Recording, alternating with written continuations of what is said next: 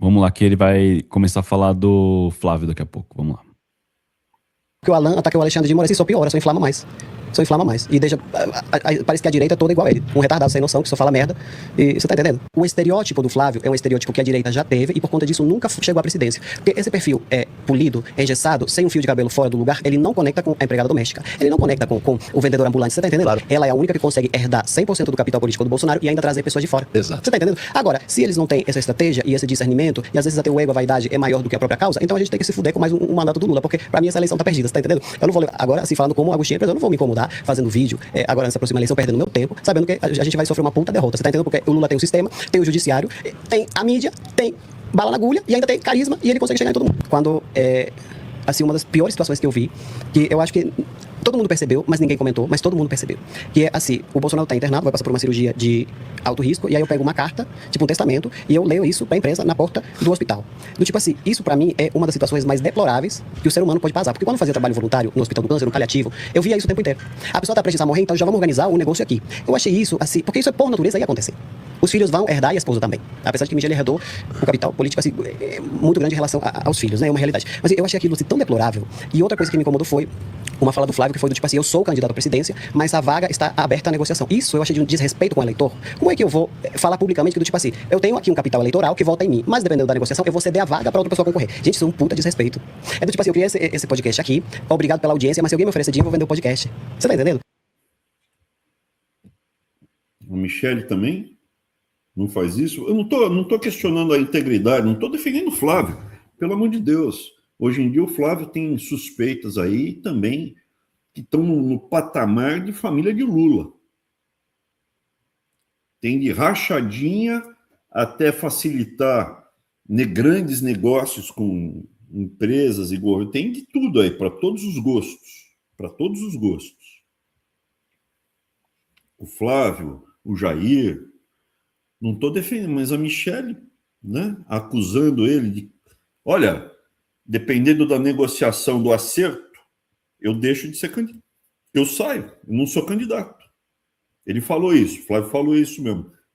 Tem preço. O Flávio falou, a minha candidatura tem preço. Teria dito, mas pode ser hoje em dia aí, né? O vídeo que eu vi foi aí, foi feito artificialmente. Não deve ter sido, tá lá gravado.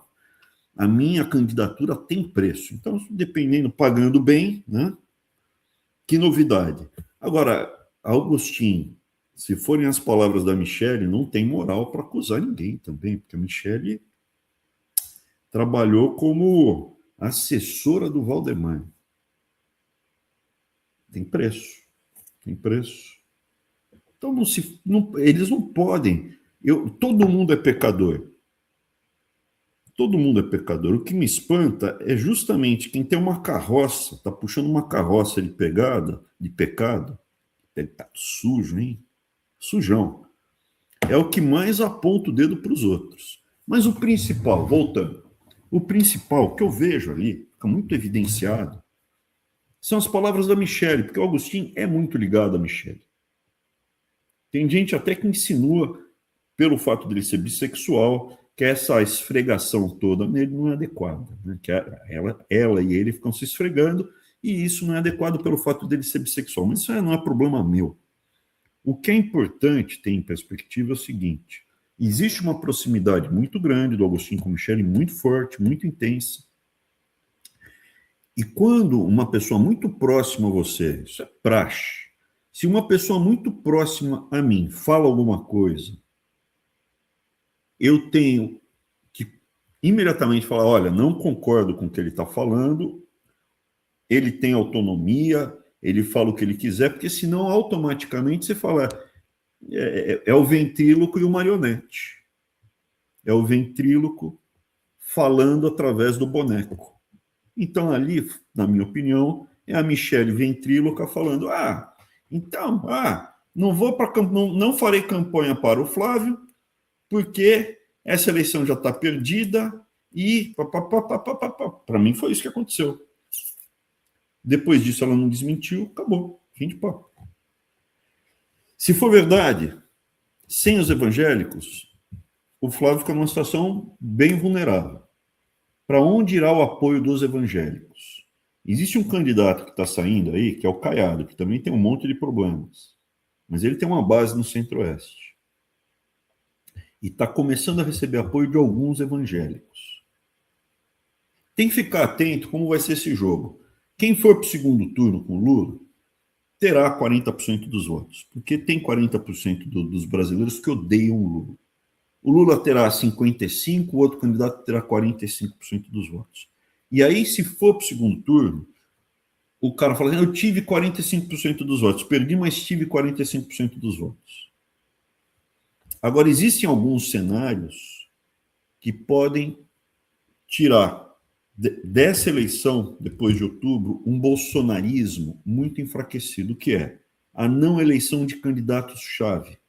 Por exemplo, se o Carluxo não for eleito em Santa Catarina, sinal muito ruim.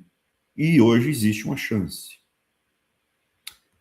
Se o Flávio não for eleito, mas no primeiro turno ele passar com dificuldade, imagina o cenário.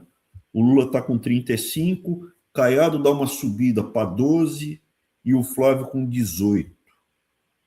E aí começa a fechar a diferença, apoio dos evangélicos para o Caiado, e começa a sair uma pesquisa ou outra com o Caiado empatado com o Flávio no primeiro turno. Existe essa possibilidade.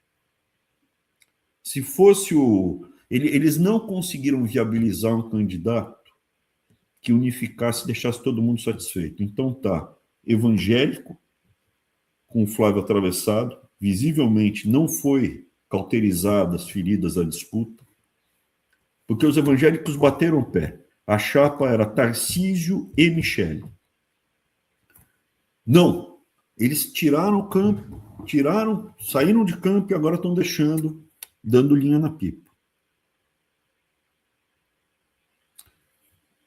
O que eles ganhariam em ter uma eleição fraca do Flávio? O Flávio cai fora, os três irmãos são escanteados, sem mandato nenhum dos três irmãos, e aí os herdeiros dos votos do Bolsonaro é a Michele, Nicolas e Tarcísio. É isso que está hoje, na minha opinião, atrás dessa grande movimentação. Eric, você preparou um momento mais picante também, mostrando que o Agostinho, ele não é puramente homossexual, ele é bissexual também, né? E é o Anaconda. Vou deixar aí a critério de vocês. Momento família, porque a Michele, Santa Michele, né? Santa Michele, ela se faz de santa. Com o Agostinho, um lar tipicamente conservador, religioso, como toda a agenda feminista dela, da Damares, são exemplos.